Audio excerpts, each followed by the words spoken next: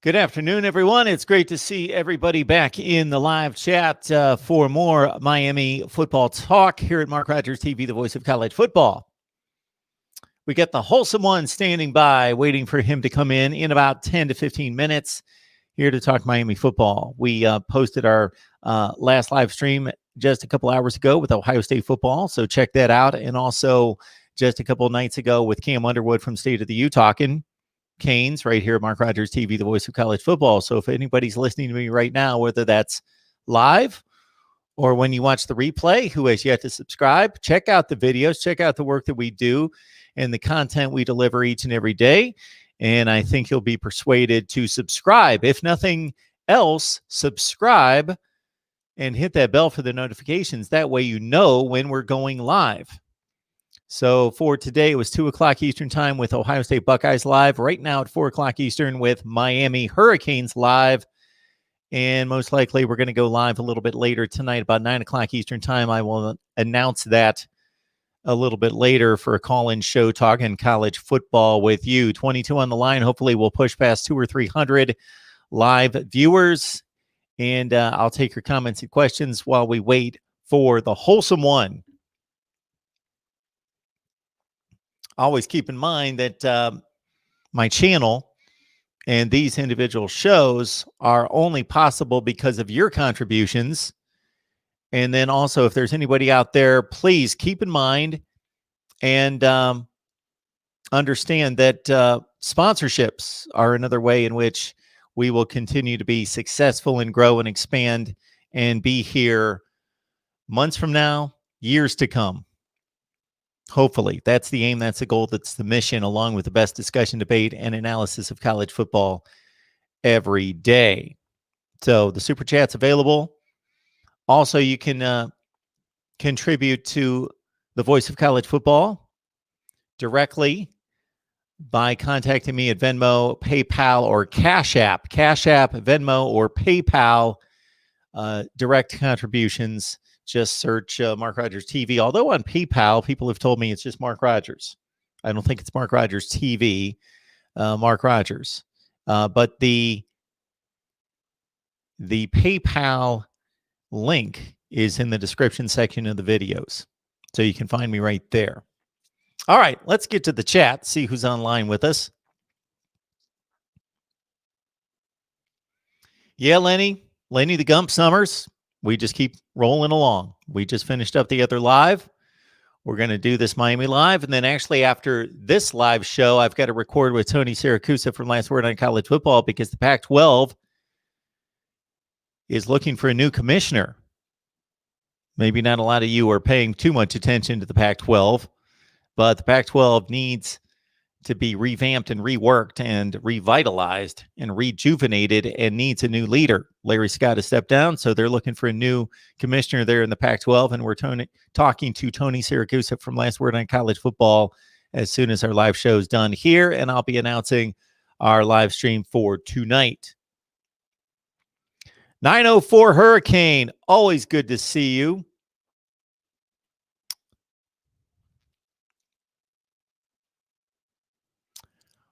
Miami Hurricanes motion to dismiss, irrelevant. Motion denied. I will allow. The Miami Hurricanes are always relevant. Now hit that like button. We got some Canes over here. 904 Hurricane. Appreciate that. Oh, I always love when people bring up the relevancy question in college football. Who's relevant? Who's not? The Rod Farva says that Miami needs to ditch Adidas. All right. Phil B, touchdown Carolina. 62-26, I believe, is what he's going for there, of course. And that would be one and the only possible way I can see any Seminole having any bragging rights over Miami this season. Yeah, a 5 and a 2 and a 1 and a 0 are in there somewhere.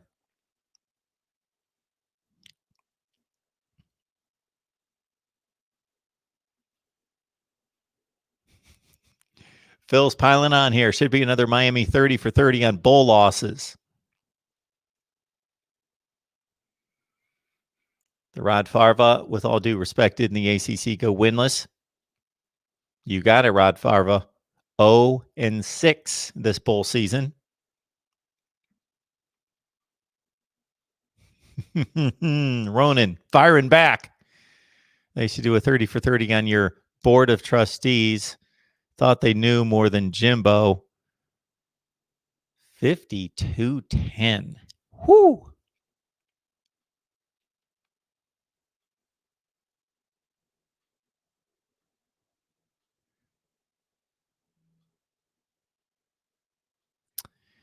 Yeah, Mackenzie Milton. We've got a Florida State show. Phil B knows that all too well. And even Ronan joins us for our Florida State shows. And Ronan, not just the Miami fan that supports the Miami content, but supports us on the Florida State show as well. That's amazing. But as we have discussed there, Mackenzie Milton's addition, I think, is a tremendous one. Now, is his leg going to hold up? Who knows? Who knows?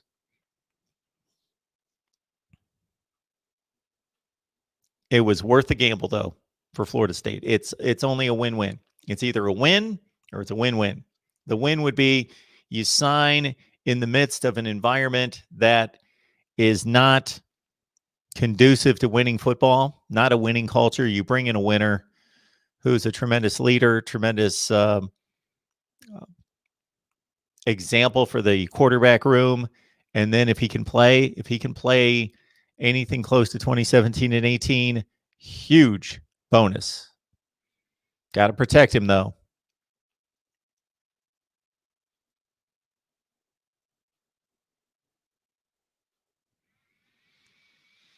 The Rod Farva says, yeah, FSU really messed up pissing off Jimbo. Florida State fans can get mad at Jimbo Fisher, and I know that he wasn't necessarily the easiest guy to get along with, and that he didn't have missteps at Florida State and things turned sour.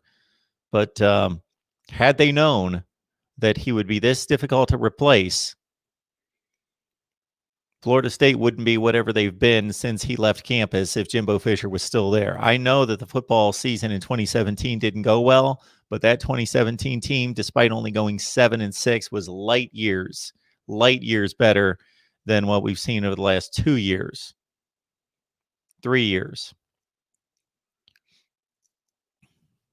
They were close. They were 7-6. Good. They were a good 7-6. They had to play Alabama out of conference. They lost their starting quarterback, had to go with a string bean of a freshman. And yeah, had Jimbo Fisher been at Florida State for the past 3 seasons, they would not have gone 5-7, 6-7, whatever the sequence has been, 5-7, 6-7, and 3-6. Here we go. The Rod. Sorry, I was distracted by a phone call. Okay. The Rod Farva. Mark, curious on your thoughts on the national championship game the last 3 years being blowouts. Do you think it means anything?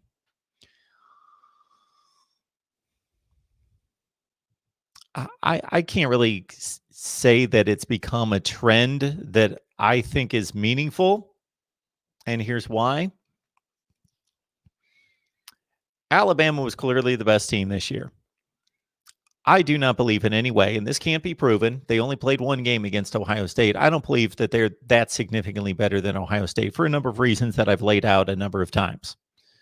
I think Ohio State was especially weak in one unit on the field, secondary.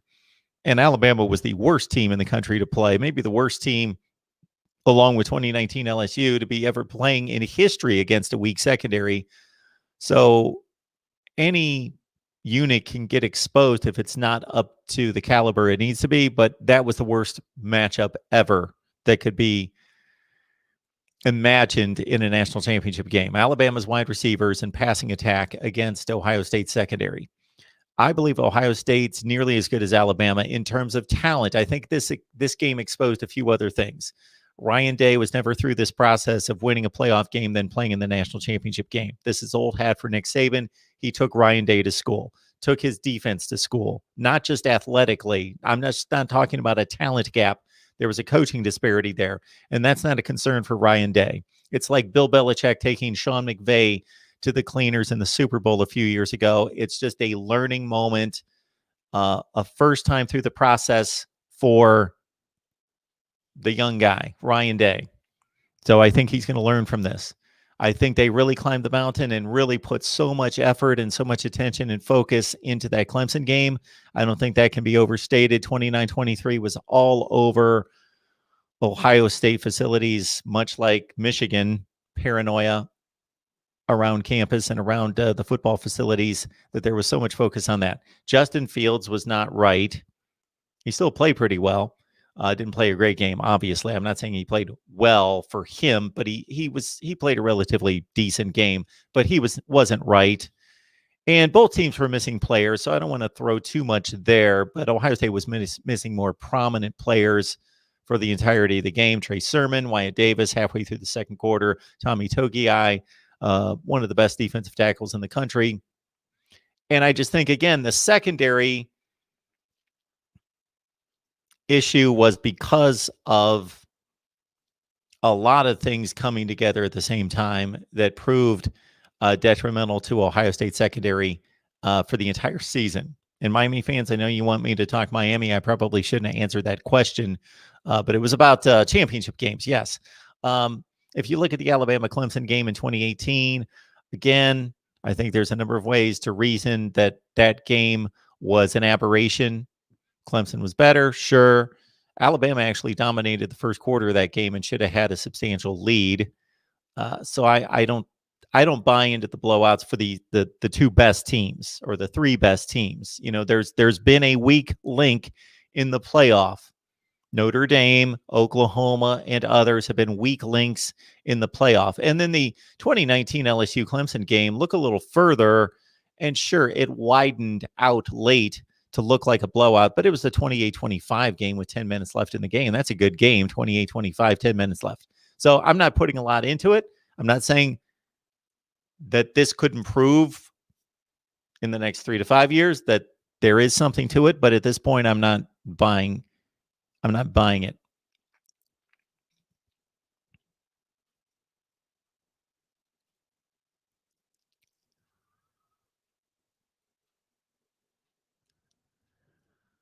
Alabama football fan, Roll Tide. Always appreciate you encouraging people to hit the like button. That is crucial. It's not crucial for my ego. The reason you hit the like button is to help us with YouTube algorithms. For whatever reason, YouTube has determined that if they've got a video with 10,000 views and it's got 100 likes, that it's not going to be treated nearly as well as a video with 10,000 views and 5,000 likes. They're going to push that video. People have said, we like this video. So YouTube is determining other people they're going to like that video too. So we're going to push this video out into the traffic. And to be successful on YouTube, you need to have a bulk of your videos pushed out into traffic, meaning when you open up YouTube, I'm sure you fall prey to this just like I do. You go to the suggested videos. Sure, there are certain things that I think, okay, I want to look this up and find it on YouTube. But much of the time, it's just your eye gravitates to the side panel on the right that shows you what else is suggested. We need to be in the suggested column of the YouTube videos. We need to get the videos there. It has been proven that that's what drives views, and we need our views to skyrocket. So thank you for that. That is certainly one way you can help contribute. You know, somebody grabbed my video. I posted a video early today. Hope you'll check it out. I basically took all the national pundits like Lee Corso and Kirk Herbstreit and Joel Klatt, Desmond Howard, Matt Leinart. I think those were the 5. And then I compared their playoff predictions and championship predictions over the last 5 years to mine. So who do you think came out on top?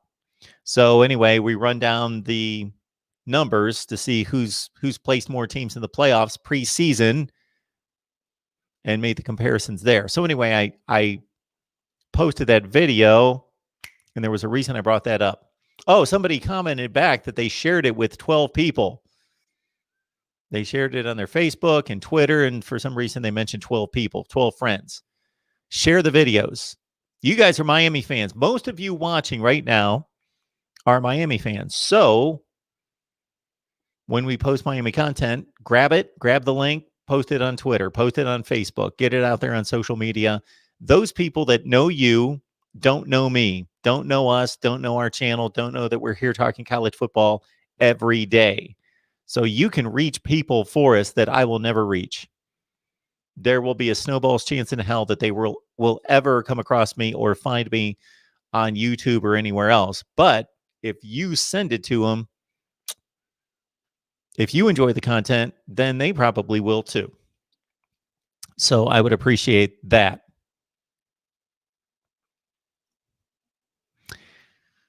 You know, the Rod Farva, people don't realize how good the Pac-12 has been in football pretty much for my entire life, because it seems like a joke now.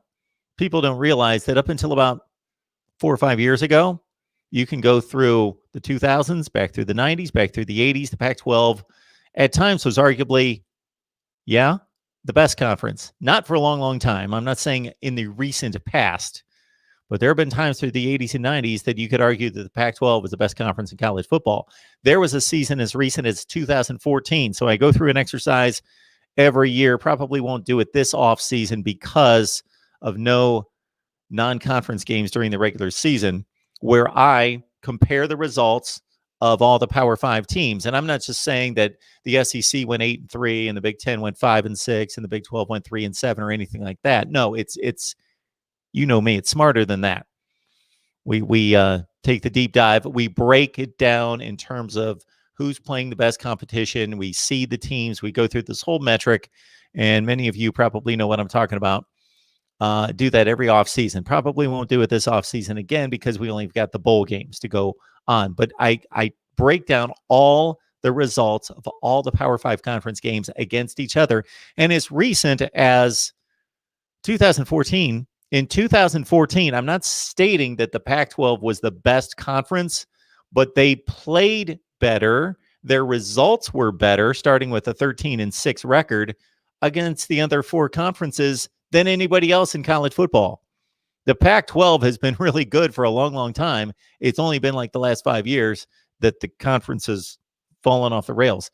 And it's still a deep conference in terms of quality teams. And when I say quality teams, I don't mean like top 5 teams. I mean top 40 teams, quality teams that are going to go 7-5, 8-4. The Pac-12 is full of those teams. They have lost elite teams. They don't have those anymore. The last elite team that played in the Pac-12 was the Oregon team under Chip Kelly from about 2009 to, you could argue, the championship game against Ohio State in 2014. That's been the end of elite play in Pac-12 football. So that was 7 football seasons ago. Since then, they've had only good teams. Washington's been good. Oregon's been good. USC a little bit good here and there. Good meaning top 15 to 20 teams, but you're not going to compete for national championships or win playoff games. Or for the Pac-12, you're not even going to be selected to the playoffs if you have your best teams playing top 15 to 20 football. Not good enough. Good to see Henry here. Uncle Lou, what do we got here? A bunch of hieroglyphics. That we've got, yeah.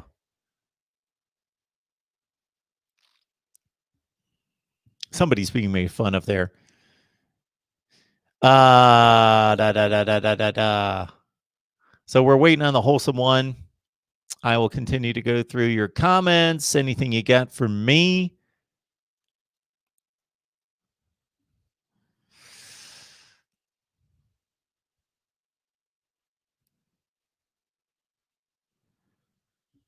David Knight, would your arm get cut if Jimmy Johnson grazed it with his hair? Well, yeah, Jimmy Johnson has pretty much stayed with that same look forever, and there's a wave there that's just immovable. Now, after one Super Bowl, David, if you recall, in Pasadena, I think it was the first one at the Rose Bowl,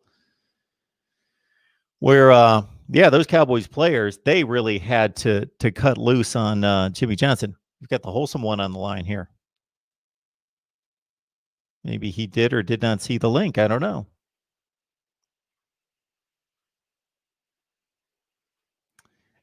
Anyway, Jimmy Johnson. It took like Nate Newton and Leon Lett and Mark Stepnoski and those kind of guys. Hey, man. For like 5 minutes. Hang on just a second.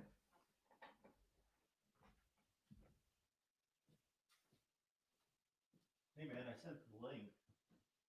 Don't you have it? Oh, I didn't see you. My bad.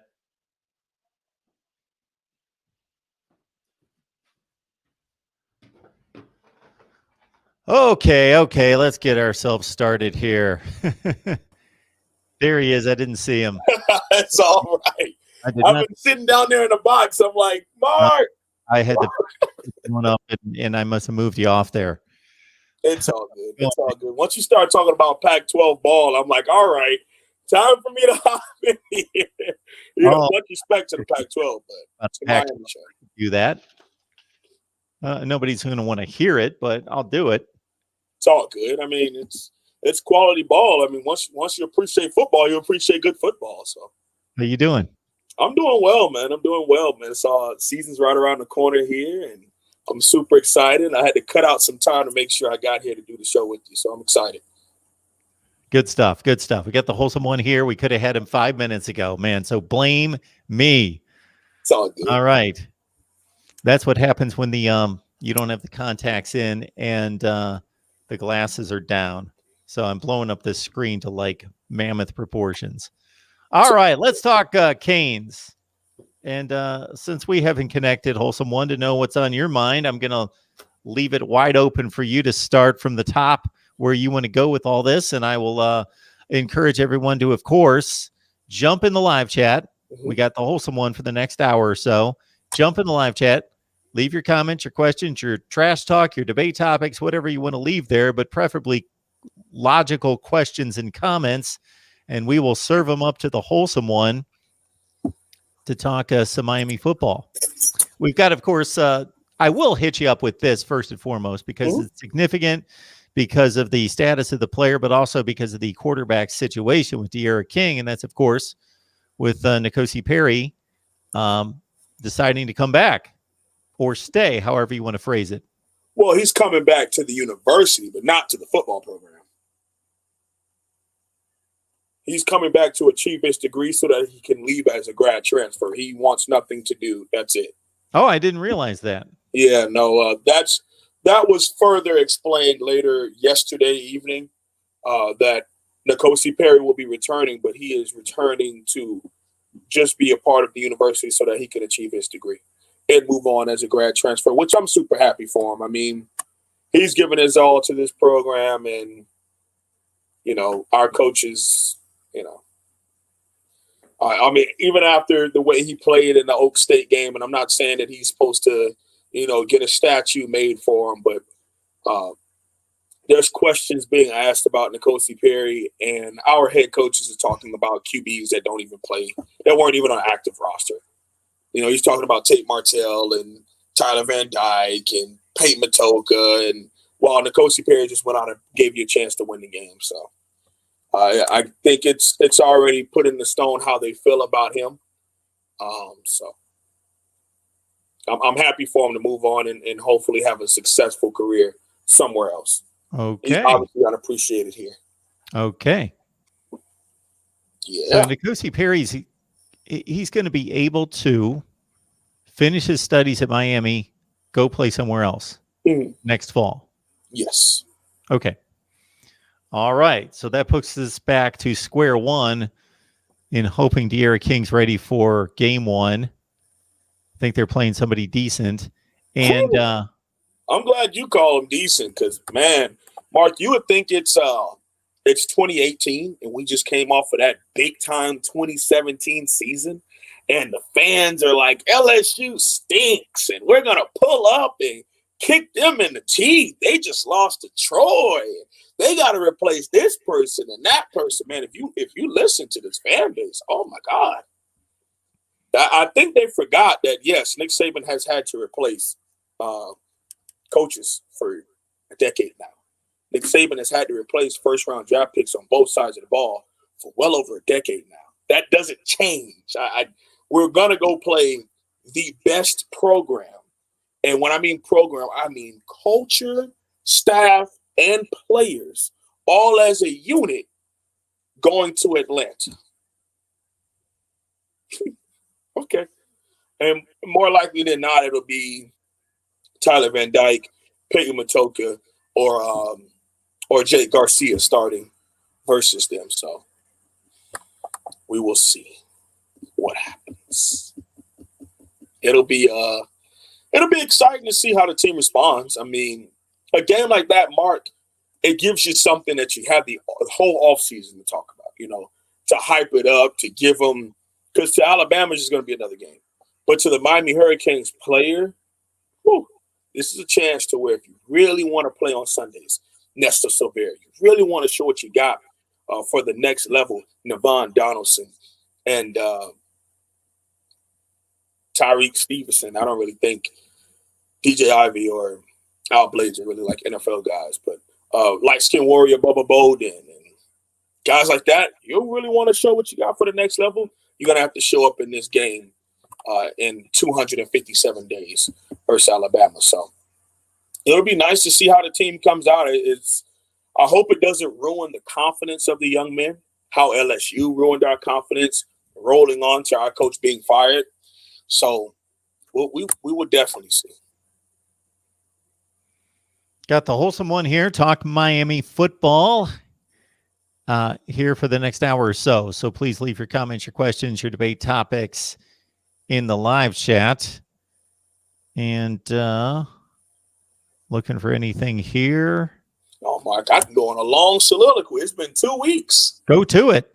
So a lot of changes has happened on this staff since we last spoke. And one of the big things that college football has turned into is, at the highest level, Mark, it's basically the G League or the semi-pros for the National Football League. To the point where if you're on that top tier, bringing in the elite of the elite is not just the people who play on the field. It's the people who are calling the plays on the sidelines. It's the people up in the booth. It's the people who run your program, and not just the head man. Some people can hit or miss at head man. It's the assistant coaches. That is the assistant coaches is the offensive line to the QB. He is dependent on them getting the snap off, getting the block, holding the blocks, making sure that things are done right in the fronts before we can move forward with the football. Exact same thing happens with a head coach. And what Coach Manny Diaz showed is that he's willing, and the administration is willing to open up the checkbook a little bit more and go out there and get some pretty good coaches. Bring back Coach Simpson and bring in T-Rob. Two things that I said, if we want to take steps forward, those are two coaches I would love to see happen. And it's amazing to see that Miami did it. Now, if we can continue to do stuff like that and hold on to coaches like that, and another huge thing, Mark, returning players. It's been an issue for a decade. Young men thinking that they're too good, thinking that they can take that step, and they're not ready just yet. But not only that, having staff members, not John Richt, coaching a penciled-in first-round draft pick in Brad Kaya to make him turn into a sixth-round draft pick and out the league in 2 years. Having true assistant coaches that can help these young men grow. Because that is something that a lot of them look at as, why stay at Miami if I'm not going to get any better? I've already peaked here. I won't get any better. And in some instances, Mark, it was true. So to see the young men buying into what Coach Diaz is preaching, to see them investing into the staff, to see Coach Manny Diaz looking within himself and really getting a lot of these additions, and even in GAs and QCs, moving people from full staff to recruiting, and Coach Mike Rumph, man, I really like some of these hires. I really do. Now, proverbially speaking, he's going to be able to die on his own sword, Mark. What I mean by that is he's going to call the plays and be the defensive coordinator again. If this does not work, there is no one for him to blame. There's no one for him to turn and say, oh, well, it's that guy, and I'll just fire him. Oh, it's this guy, and I'll just fire him. Oh, no. It's on you. You're calling the defensive plays. And if he's able to rekindle what he was able to do in 17 and 18, when we were, top teens and then top 10 defensively, then Miami is definitely going to be set up for success on a high level, especially with the maturation of Coach Rick Lashley and his offensive staff staying together. Senior running backs coming on that side. Jared Williams starting right tackle. Navon Donaldson getting a lot of those offensive linemen back that we really need to take that next step. A lot of that stuff is coming together. And I truly believe them knowing they have Alabama the very first game, they have to field the best staff and players that they possibly can. So I like some of the offseason stuff. I'm really happy and excited for the young men to finally be coached. And for some of these coaches who weren't Miami caliber to get out. And I'm very happy for that. Any of these players that have decided to leave, do you think, what would be your assessment of any of them that have made a maybe not the wisest decision to take off to the next level? I think all of them did the right thing. Reverend Jordan, I'm happy to see him go.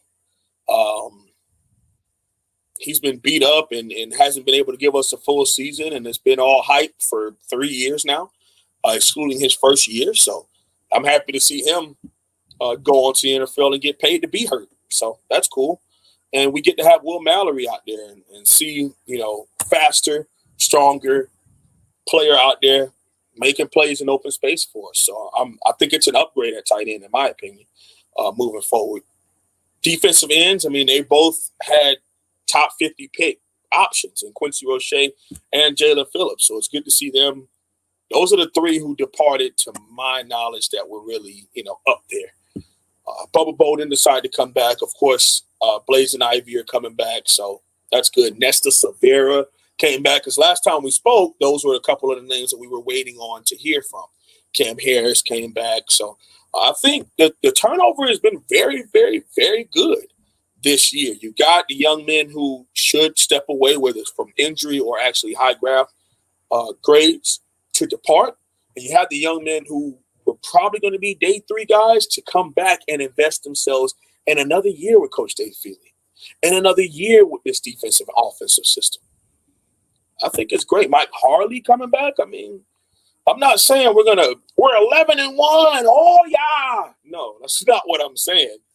I'm just really happy to see the foundations being laid for a good program. And when those things mean you're going in and you're retaining the players who need to come back, you're also bringing in better coaches and upgrading at a lot of positions, excluding defensive coordinator. I think it'll be some of the same at defensive coordinator, because it's always been Coach Manny Diaz's defense. So we will see. Ronan, super chat contribution. Appreciate that, Ronan. As always, you know that. Wholesome, back on Canes Live. What more could you ask for? Wholesome, can you do me a favor? Tell Mark what number Santana Moss wore at the U. Keep up the great work, guys. Go Canes. All right, Wholesome One. Here's the story. Oh, no. Here's the story. We were talking with, no, this was on our Florida State show. This was on our Florida State show Ronan was watching the other night. And I just made the statement, somebody had switched numbers to number 6. And I just said that I couldn't think of a number. Actually, I said this in the NFL. I could not think of a number in the NFL that had a lesser number of quality players, impact players, great players than the number 6. And I just threw it out there. I said, can anybody think of a number where there are less great players than the number 6? That's all I said. I said, because can you figure out many players? I didn't say that there were 0. I just said there are a whole lot of guys that have worn the number 6 that have been great players. And I specifically said the NFL, whichever, college football, but I was talking about the NFL. And, of course, Ronan jumped on Santana Moss. You know, that's personal to my heart. That's family to me, Mark. Oofda. Oofda, Mark. Goodness. But I understand that. I mean, number didn't 6. Jay Cutler wear 6 in the NFL? Who did? Jay Cutler. Didn't he wear 6 in the NFL? Was Cutler 6? I thought he was. Yeah, he was 6. Jay Cutler was 6. Bubby Brister was 6. Jay Cutler would be the best. Yeah, he'd be the best quarterback I could come up with that wore number 6 by far. Yeah. It's not like number 12. It's not like 7. It's not.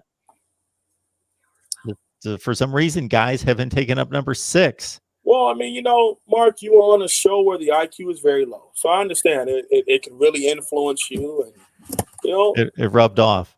Yeah, you should get better quality people on that, Mark. It's disgusting. Dumpster fires are not good to hang around. You get burned. You become who you hang out with. Thank you. Thank you. All right, Ronan, we always appreciate it. Alabama football, Crimson Tide, or whatever. Let's see. I got it in front of me now. Alabama football fan, Roll Tide. Sorry. Always encouraging everyone to hit the like button. So, Mark, let me ask you something. I always like to get a bird's eye view because you have a lot of us that come on. Shout out to Paul for getting on here. That was amazing to see my guy Paul get a chance to be on here. Cam made his return, so it was beautiful to be able to step back in and you know, be a part of the Canes on your channel. But it was just such a blessing to see guys like that get a chance to come on, and especially Paul, man, is such a hard worker. So with all of these changes, do you see any change in Miami from a bird's eye view? From some of the things you've heard from all three of us and our perspective of what's been happening, whether it's the offseason hires with the coaches or players returning, do you see any change from your view? Well, I do say that anytime that there are changes made in response to certain units on the field that haven't responded, that haven't met expectations, that's at least showing recognition that what we showed you in 2020 and the previous couple of years is not good enough. It's not our standard. Therefore, we're going to address it. At least that's a positive. And other than that, again, I have to see a couple units on this team developed. Absolutely. Wide receiver, linebacker, offensive line. I want to see those 3 units better in 2021 than they were last year. The first one you said, it's little to no hope there. Linebacker, we got defensive ends at linebackers. So, in your 40 plus years of watching sports, Mark, what position do you think requires more athleticism, especially in 2021? Defensive end or linebacker? Well, linebacker requires more space to cover. There's no question about that. So would you say that the average defensive end isn't the athlete that you would need to be at a linebacker position? Just the average, not a Chase Young, the average defensive end, right? No, because there's one simple evaluation to make to start out the comparison for me, and that how many directions do you have to go as a defensive end? Pretty much one, sometimes laterally, but not nearly as many times as a linebacker's got to go laterally. You got to go forward. Right. Linebackers got to go forward, sideways, backwards in pass coverage. It's a difficult thing to do athletically when there's a lot of things. You know, I'm not going to mention how old I am, but I can go out on the street here, and if somebody, you know, does the old ball drill where they say, you know, you got to go right, got to back pedal, come back forward, you know, the old defensive back drill. Yeah, I can do it. But when you got 21 other guys running on the field, running at you in all different directions, you're trying to figure things out and do that. That's a completely different deal. And yes, that takes supreme athleticism to do that effectively. Wouldn't it make sense that I would get maybe your bigger 6'2", 210-pound safeties to move down the linebacker, or my 3-star 6-foot DNs who, just because we recruit in the area that we do, They just went to outs. They just went to DN, stand up defense end, because they could just put it off the edge. Which would make more sense to move to a position as important as a linebacker?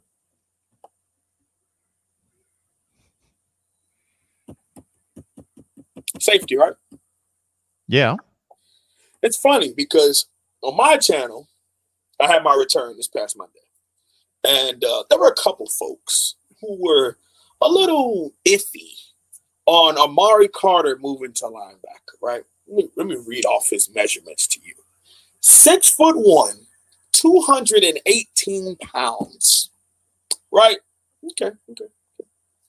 The last guys who were anywhere near that, who went to the next level, Jamal Carter and Ray Armstrong, were both strong safeties at Miami. One went undrafted, one went in the 6th round because they thought they were safeties. Miami used them as safeties. They signed NFL contracts at linebacker. We cannot keep doing this. We have the foresight to move Greg Rousseau from striker, wide receiver, tight end to defensive end in high school. We have the foresight to move a big defensive end like Quentin Williams and Elijah Roberts from defense end to defensive tackle. But we don't have the foresight to understand to move big safeties to linebacker. But we would move a defensive end to linebacker. I'm wrecking my brain, Mark. I'm just trying to figure it out. Now I understand. Sometimes you may not have the Jimmys and Joes. Injuries are a part of it. So sometimes you got to makeshift what you can to field the best players. But that's also your fault because you recruit the players. It's not the NFL where the GM gets to pick the player and you got to figure it out as the coach. No, you can scour the nation and figure out which players you want to come and be a part of your team, your culture. And you've been here for 5-6 years, if you include him as a defensive coordinator, and we still have corner and linebacker problems. Unacceptable. Unacceptable. But I could go on a long soliloquy and then make my own self angry, and I don't want to do that.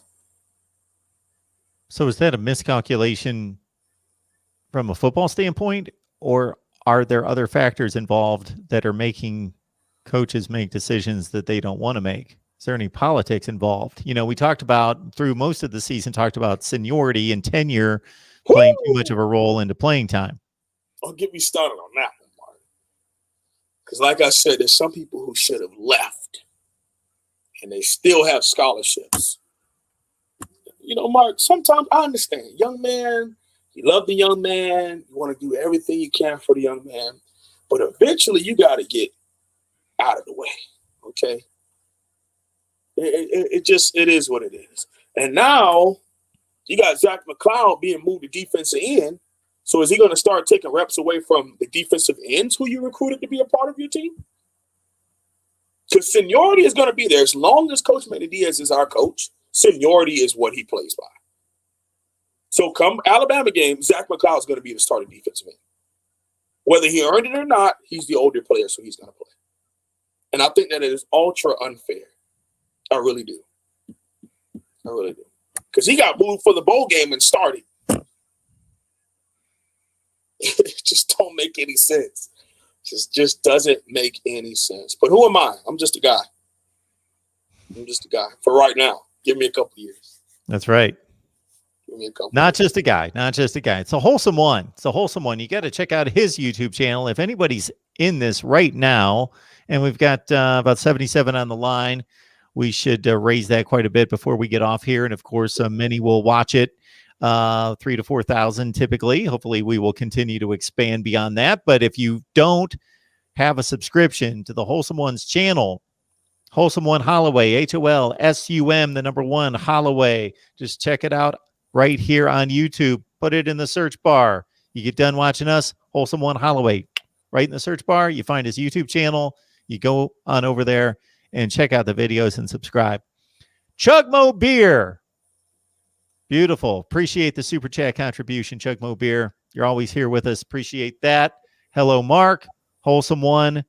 Hashtag Live squad, smash the like button. Let's go Canes. Absolutely. There it is. You get the live squad. You get the hashtag rewatch squad, notification squad. There we go. Ronan is saying here that Miami's not going to lock down South Florida in recruiting until the results begin to improve. Recruiting leads to winning. Winning leads to even better recruiting. Yeah, it's a vicious cycle. Although you got to consider that Manny Diaz brought in roughly the 10th ranked class in the country with not the 10th best football team. And, you know, if we're being honest, COVID has a big reason why. I mean, you look at some of these other institutions, you know, who were handing out great McDonald's bags, and these young men were getting great Big Macs and a couple of fries that happened to be green or blue, maybe blue, because, you know, they're rich like that in certain areas. But we can't do that. And that's a good thing. We shouldn't have to do that. If you build a good product on the field, then you don't have to do those type of things. You know, like that. That's just how that is. People get it all misconstrued like, oh, Ohio State and Bama, they're playing all the players. Why? Maybe to get over the hump. Maybe when you're first starting, I could understand that. But why would Nick Saban have to risk his job and future scholarships to pay a player now? After a decade and a quarter of excellence? That just doesn't make any sense. Either you want to be a part of this or you don't. And like I said to people, the issue when it comes to Miami and South Florida recruiting is Nick Saban can literally pull up a chart and say, do you want to be Pat Surtain Jr. or do you want to be Tracy Howard? Florida can pull up and say, do you want to be C.J. Henderson or do you want to be Trajan Bandy? It's just that simple. If we do not build a program where these young men feel proud and they feel like they have to come here and earn something, then we will continue to be second and some years third in our own state. And it's not easy. Of course, we can snap our fingers. We'll have a whole bunch of Leonard Taylors all over the defense. It's not that easy.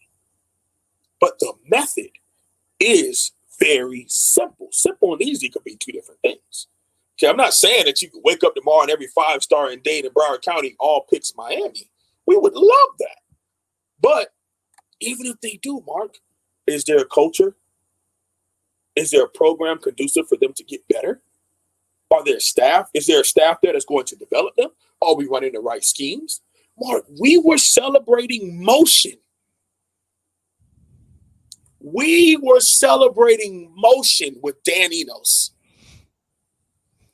Literally, you had players screenshotting and taking pictures of playbook installation of a slot receiver moving from one side to the other and were astounded by it.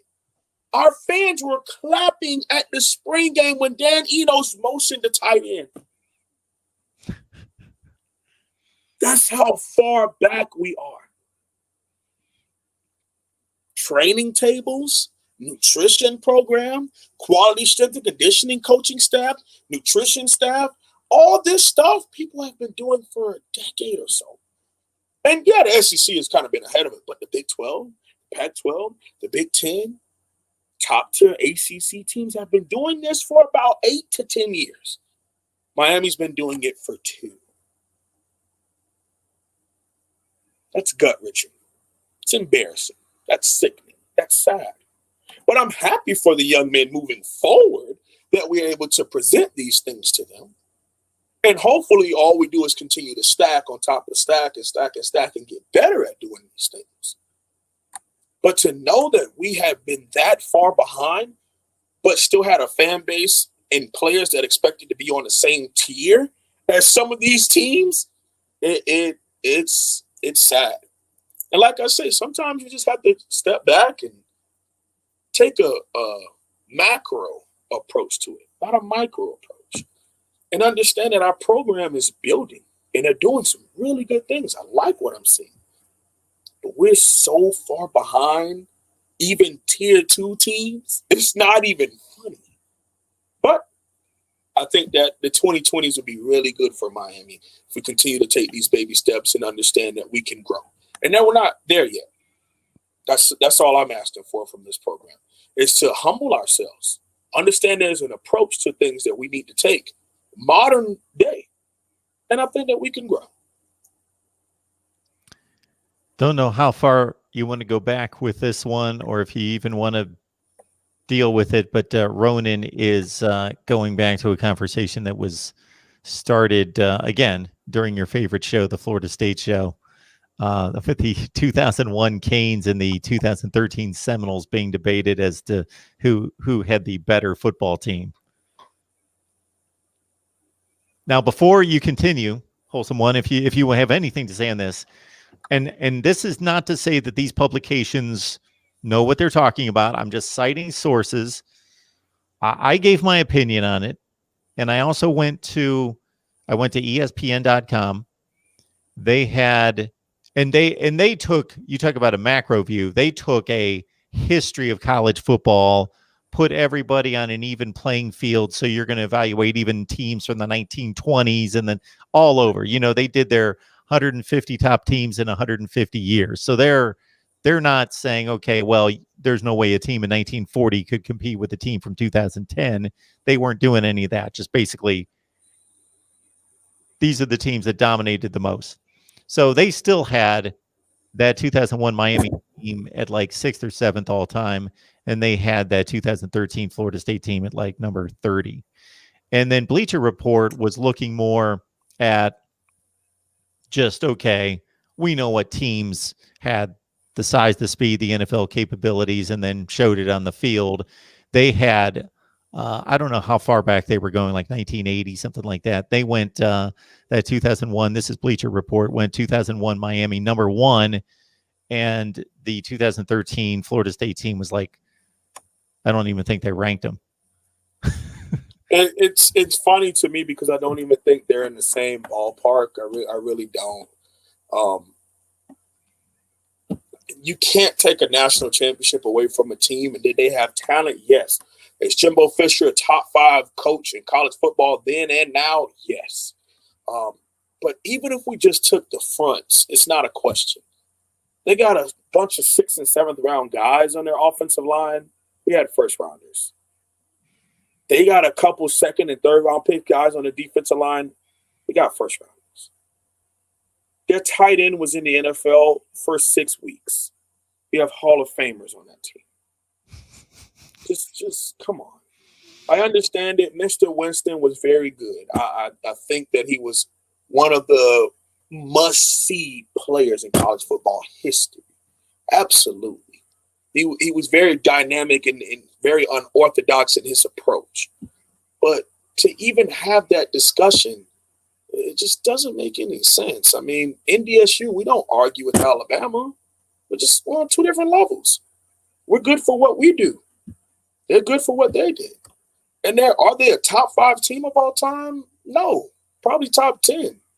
I think 95 Nebraska would kick their butts. But it's like, come on, man. I know it's fun. It's cool when that's your favorite team. But like you guys say to us, don't hold on to the past. And I'll leave what I had to say over there.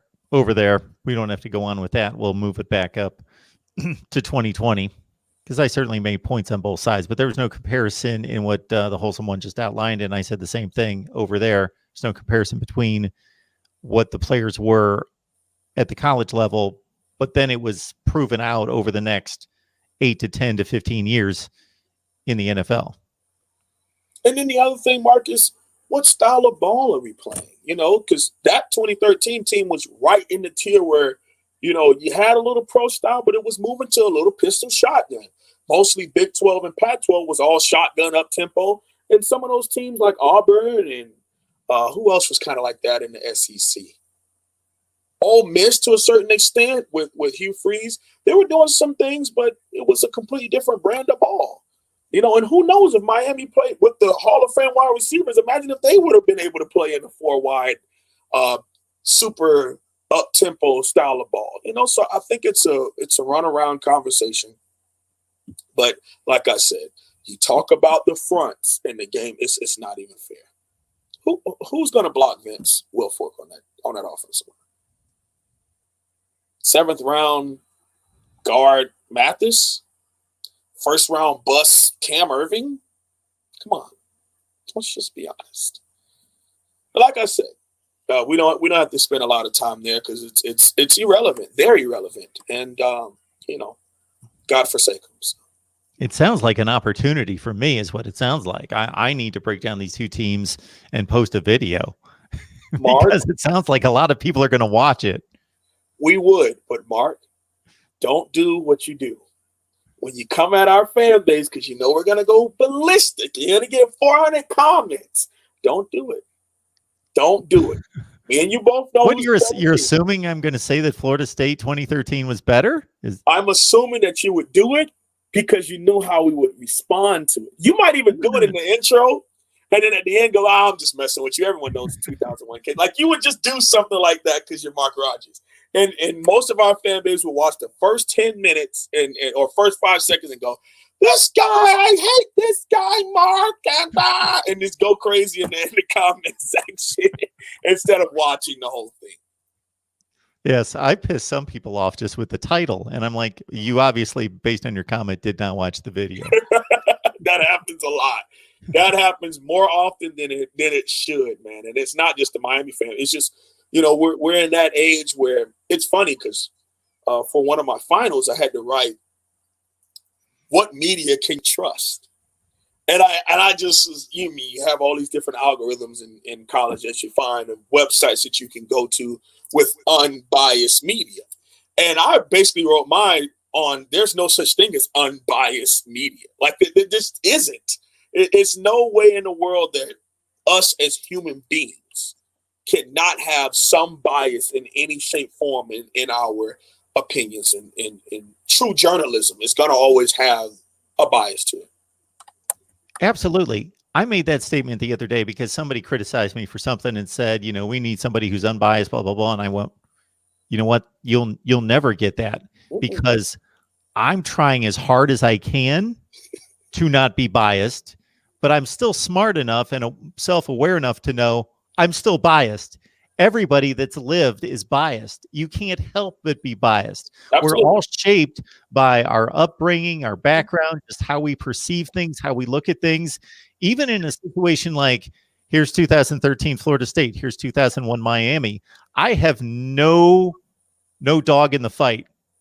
And I'm still going to look at the numbers and the play. And even if I go back and look at the games and everything, I'm still going to be tilted one way or the other just based on my remembrance of the games and how I look at things. Right. Even if I will try my best to slice it perfectly even, but I won't. I'll skip, and I couldn't even tell you which way it would be, but it's just impossible. Everybody that's lived, you have a bias. Absolutely.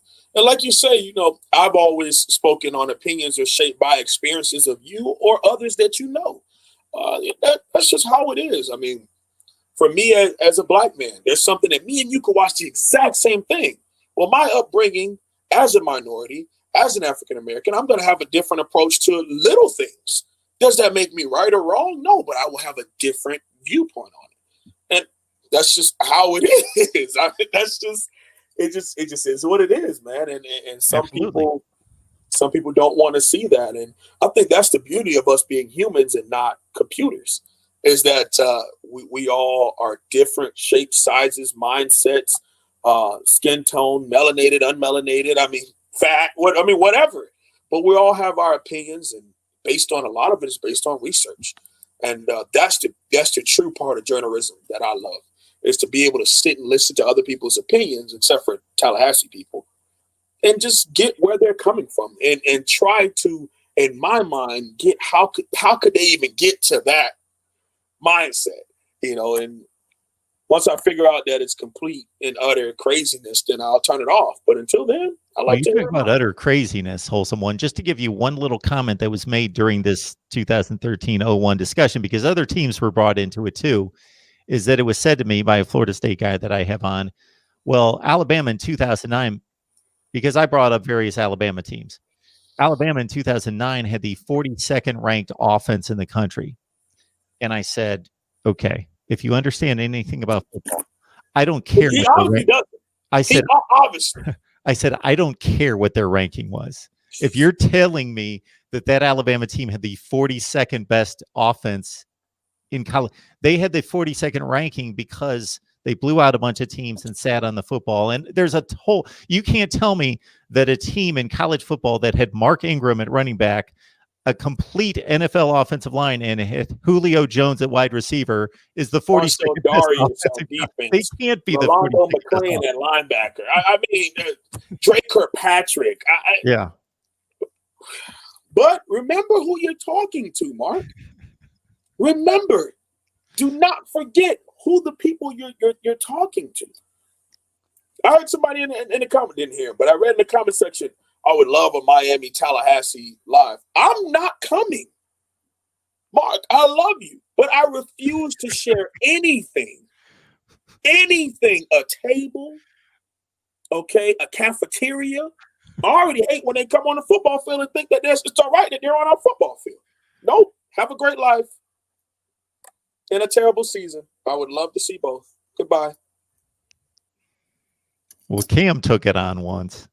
Yeah, and he tore the dude to shreds. That's the only time I will admit. The only time you ever got a chance to see me look at those guys is the Cam show. And one time it was like I think you even posted it in the Miami YouTube where one of the guys was like tearing us a new one and calling us trash and yada yada yada. And then we ended up beating them. I think that was 2019. We beat them comfortably, but Greg Rousseau just went crazy. But going up into that, he was talking so much smack. And, it's disgusting because one of the arguments that really gets under my skin, Mark, is when people who go to that school who are from South Florida say, most Miami fans didn't even go to Miami. Really? That's the argument we're going to start now?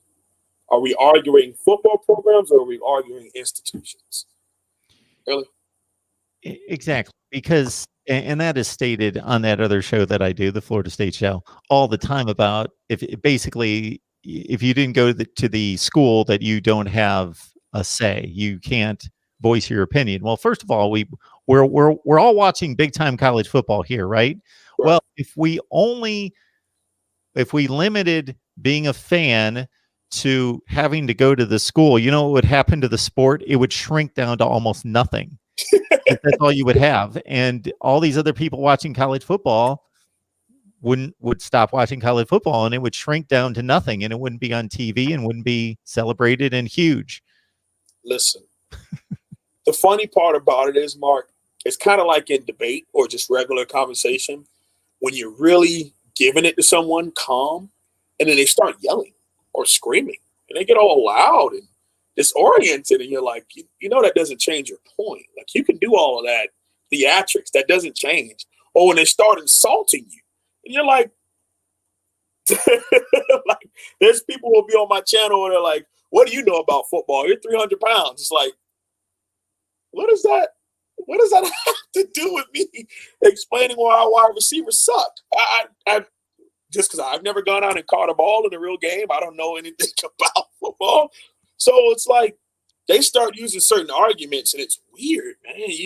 Well, what was your ranking defensively? And then we tell them our defense was ranked higher. Well, what was your total defense? And then what was your rushing?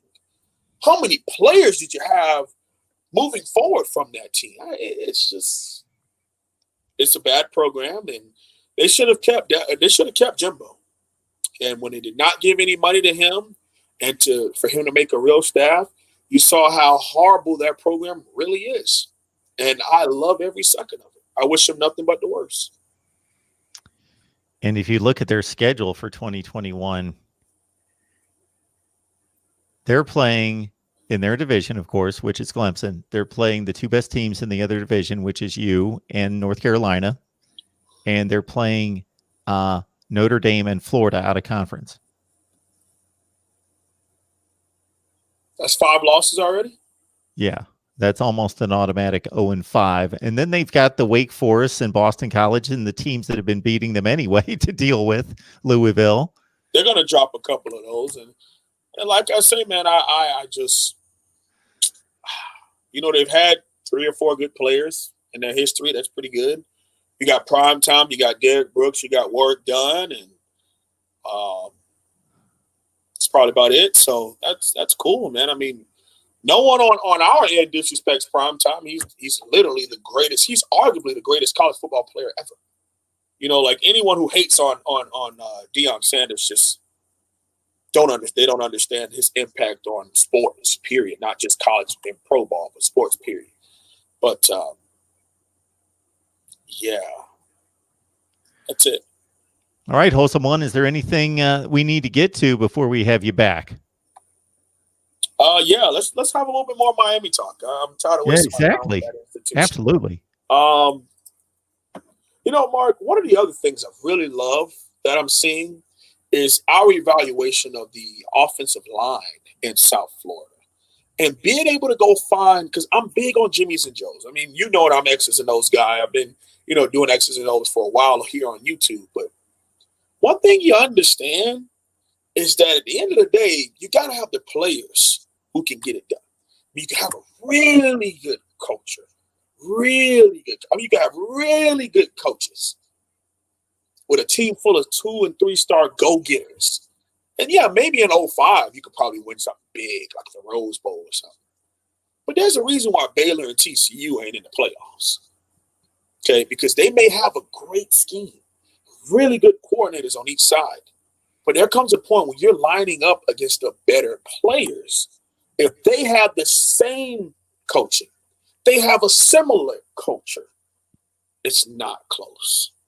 It's not. So I really like the way that we're starting to come down on the 3 stars on our roster, because at a place like Miami, you need to be a standout 3-star to be on our field, in my unhumble opinion. The fact that we got Al Blaze Jr. and DJ Ivy, 2 3-star recruits, starting at such an important position of corner, it's not good.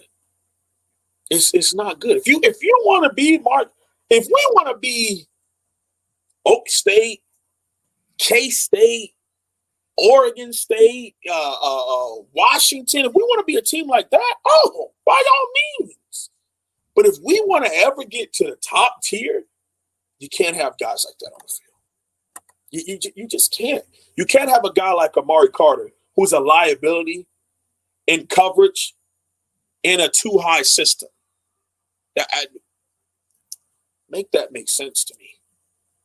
Okay. And of course, we haven't been that, Mark. So our program, it's not like we could just, like I keep saying, snap our fingers and have the best players on our team. But as of right now, we got to build a culture to it. Those young men feel comfortable coming here.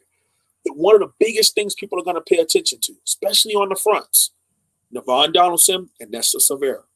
Here's why. Navon Donaldson is the highest rated offensive lineman we've had since Central Henderson.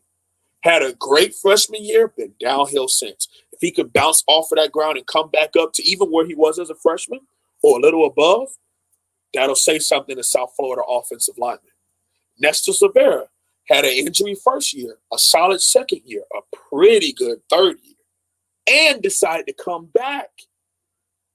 He will be our first senior defensive tackle starter, Mark, since Allen Bailey in 2010. 11 years.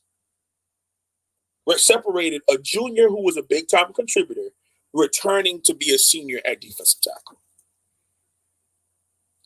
It's game-changing. I would really love to see that, because I was very nervous that he had a pretty good second half of the season and that he was going to depart. So that means that being able to have him there, being able to have John Ford and Jordan Miller for another year, just getting those guys, and they may not be household first-round draft pick names, but to have them come back and have another year in your system means they should get better. Of course, they're going to get bigger and stronger. That just happens from lifting weights all the time. But they should get better for the betterment of our program. So seeing our recruitment on the offense and defensive line, you look at these top-tier teams, yes, it was saddening to see Alabama's whole secondary is from South Florida, Gator, Brown County. Maybe 1 or 2 or 3, or all of them would be somewhere in the big 3 if we were all holding up our end of the table. But how could you argue with Nick Saban sitting down and saying, how countless rings, countless All-Americans, you'll be a first-round draft pick? Or you can make the emotional decision and go to Miami. Okay. We want Miami to be an emotional, but also a business decision. All right. Meaning that we're really building something here at Miami. I don't know if we're doing it as of right now, but I love some of what we're laying down. I love it. I love it. So, Wholesome One, what you said about Navon Donaldson, to go back to him, what that says to me on the surface is that it's a development issue from the coaching staff, because if you recruit a tremendous player in high school, he comes in and he just underachieves from day one, then without us being on the practice field and in the film room and so forth, and in the weight room, we don't know whether it was a lack of development, a bad fit, that they placed, they placed him in the wrong situation, whatever, or just the kid came in and thought, I'm a high 4-star, I can just run on the field and be given whatever I've got. And he didn't work for it. He didn't want it enough. And the coaches did all they could. And they just had to say, you know what, we got other players. We're going ahead with them. But when a player steps on the field as a freshman, achieves, plays well, and then comes the decline, then you got to wonder about the coaching. Yeah. I've had that argument a lot on here because I've seen it both ways. I've seen young men come in and we were running a bad scheme, so Chad Thomas happens. And you got a player who was a strong side defensive end in high school, played a little 3 technique because he's 6'6" in Dade County. That doesn't happen. He was 6'6", 245 in Dade. We don't get players like that. So he moves on to Miami, and he comes here and has to play a 4-eye technique instead of a true 5. The 2 years he's in a 5 technique makes him a draftable football player. He goes to the NFL. Now, he falls out the league because his love wasn't football. He likes to make beats and rap. Okay, congratulations. Not everyone can do that. That's a great, great job. But a scheme like that can open up for Kendrick Norton, who is an offensive guard in high school, to come in and play your 1 technique and get drafted. R.J. McIntosh moving from holding gaps to shooting on the other side of the line of scrimmage. He's a 5th-round draft pick. Still in the NFL. Made a 2nd contract. So imagine if a guy like Anthony Chickalo, who played that way his first 2 years, had that opportunity his second 2 years to play as just a true 4-3 defensive end and get out to the QB and stop the run on the way to the QB. So there was some issues at Miami in the schemes that we were running and the technique that we were teaching our players. But at the same time, I'm hoping that we can get on the other side of that. Because now you fixed the scheme. You fixed some of the players. You're working on, you fixed some of the coaches, and now you're working on bringing in the top-tier players. So you see it, Mark, they're piecing it. They're piecing. They're working. But do I want it microwave style? No, I want it in the oven. I want it cooked. I want to make sure that the oven has been heating. I already prepped the food. I've made sure I've rinsed off my chicken. I've seasoned that chicken. I've had it, sitting in some water and some oils, ready to put it in there. And I keep coming back and checking on it every now and again to make sure that it's right with the timer on. I don't want to just throw a raw chicken in a microwave and expect it to taste like it's coming from, the Cheesecake Factory. All right. So I want it to it's going to take time to grow and be done right and cooked all the way through. But when it's done, I want to make sure it's cooked perfectly. Not rushed because we wanted it to be done faster. Not left in and now we're missing on recruits because we left the chicken in the oven too long. Just make sure we're going about it oven style, we're going old school. But at the same time, I want it to be done right. Mark Rogers TV, the voice of college football. We talk Miami at least once a week, usually multiple times a week, live. So we appreciate everybody jumping on here and show some appreciation to the Wholesome One. Check out his YouTube channel, the Wholesome One Holloway. Get on over there. And of course, we'll let you know that this is the deal. This is what we do full time right here. So we will succeed going forward based on your individual contributions and our ability to get sponsorships and other revenue streams circulated. So if you've got any great ideas in regards to sponsors, and again, I've said this many times and I've misstepped, and then I get the email from people that say, why don't you have Nike as a sponsor? All right, great. Thank you. That's not what I'm talking about. I'm talking about a real contact or information that you can give me. So if you've got contact, I can go that far to figure, yeah, it would be great if we had Nike and Dick's Sporting Goods as sponsors. Thank you. Sure. No, if you have a business yourself or are connected to a business where you can give me some real contact information to sponsor this show or any of our shows or channel overall, then please hit me up at MarkRogersTV at Gmail. You can always hit me up there with comments and suggestions and recommendations and requests. All right, Wholesome One. Appreciate you stopping by. Appreciate you being here as always. And absolutely, have a great weekend. Thank you. I appreciate it. It's time to get back to work, man. It's right around the corner here, so we got to get to the quarterback. Good stuff. Thanks, man. Appreciate it.